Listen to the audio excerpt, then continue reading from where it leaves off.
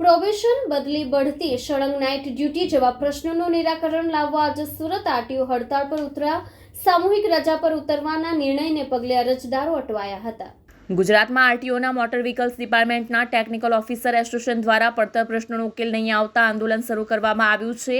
આજે નો login day અભિયાન ચલાવવામાં આવ્યું છે। કર્મચારીઓ કચેરીમાં લોગિન નહીં કરી વિરોધ નોંધાવ્યો છે, તેથી તમામ કામગીરીઓ ખોરવાઈ છે। નો લોગિન ડેના કારણે આજે જે અરજદારોને એપોઇન્ટમેન્ટ આપવામાં આવી હતી તે અરજદારો સવારથી જ આરટીઓ કચેરી પહોંચી ગયા હતા। આરટીઓ કચેરીની અંદર પ્રવેશ ન આપવામાં આવતા બહાર લાંબી લાઈનો લાગી હતી। લોગિન ન કરવાના કારણે તમામ પ્રકારની કામગીરી ખોરવાઈ હતી।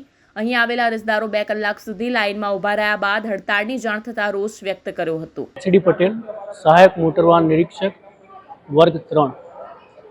અમારું આજનું જે નો લોગિન ડે છે એની અંદર અમે કોઈ પ્રકારનું લોગિન કરવાના છીએ નહીં અને આગળ જો અમારી માગણીઓ જેવી કે પ્રોબેશન, પ્રમોશન જો સંતોષકારક એનો કોઈ હકારાત્મક રીતે એનું કોઈ સોલ્યુશન નહીં આવે તો 11 તારીખે માસ સીએલ અને ત્યારબાદ 15 તારીખથી આખા ગુજરાતમાં તમામ આરટીઓ ખાતે માસ સીએલ રાખી અમે અમારું આંદોલન ચાલુ રાખીશું।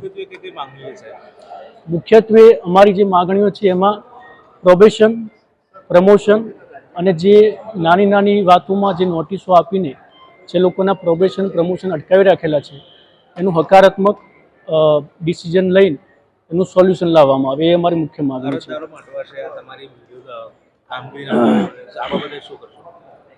અરજદારો માટે પણ અમે સોલ્યુશન લાવ્યા છીએ। જે અરજદારોનું આજની એપોઇન્ટમેન્ટ હશે એને અમે નેક્સ્ટ વીકમાં અથવા ગમે ત્યારે અમારું જ્યારે પણ પોઝિટિવ એમાં સોલ્યુશન આવશે ત્યારે અમે એ લોકોનો પણ ટેસ્ટની અરેન્જમેન્ટ કરી દઈશું। 11 તારીખે માસ સીએલ ઉપર જવાના છીએ। એના પછી જો કંઈ હકારાત્મક સોલ્યુશન નહીં આવે તો 15 તારીખે આગળનો કાર્યક્રમ ચાલુ રહેશે।